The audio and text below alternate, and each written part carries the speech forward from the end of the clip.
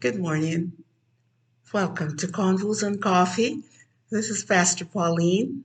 It is so good to see you this morning, and I want to share with you a little bit about freedom, the series that we've been working on for a while now. And this morning, the topic that I have is if I walk in freedom, how does it impact my life? Now, when you talk about freedom, it is so interesting because if you think of a little bird that's been caged up and his only desire is to be set free, and one day you open the cage and he's gone because he knows that he's free. He's free to fly. He's he's just peaceful because he's in his zone. Now, the verse that I'm using this morning is Romans 8 and verse 6. And the Apostle Paul wrote these words. He said, "So letting your sinful nature control your mind leads to death, but letting the Spirit control your mind leads to life and peace." Now, I don't know of anyone out there who's looking for a way to die. Maybe there are people, I just don't know them. But I know of a lot of people who are desperately searching for peace. If you watch the news, you will know that I am actually speaking the gospel truth. Peace is something that you cannot purchase. Peace is something that is not handed down, it's not hereditary. Peace is from God and God alone.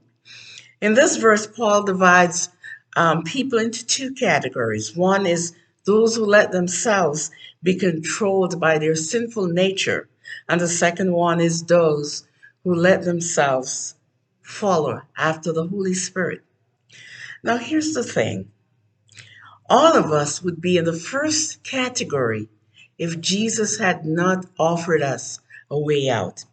Once we had said yes to Jesus, we want to follow him, and you will want to follow him because his ways bring life and peace. Use the Bible as your reference, as your guideline. I call it my GPS. Use the Bible to discover God's guidelines and then follow them. The world, the word freedom has been tossed about so much today that people are really getting confused about what freedom really is.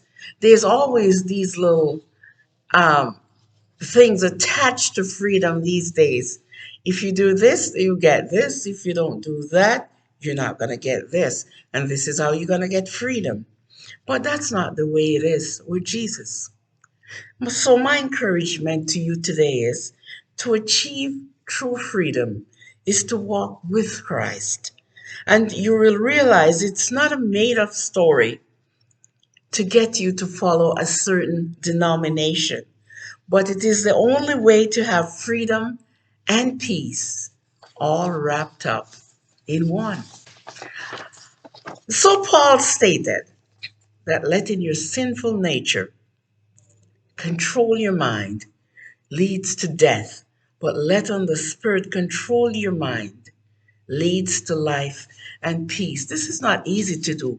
And I'll tell you what, most people think the peace that Christians speak about, it is not real because there's no monetary um, connection there.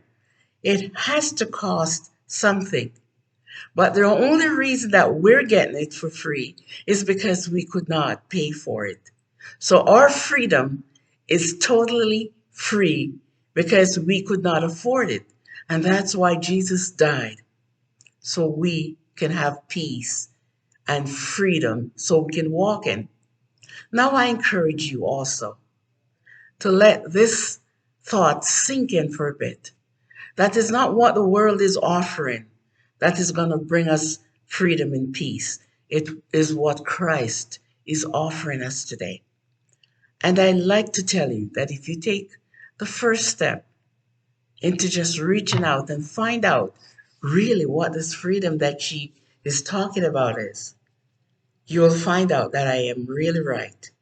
The Bible is never wrong. You may call me in this, but I've proven it to be true. It is a choice Do not let anyone force you to walk a certain way because that turns out to be our sinful nature. But choose to follow Christ, and that will give you exactly what you're looking for, and most of all, what you and I really need.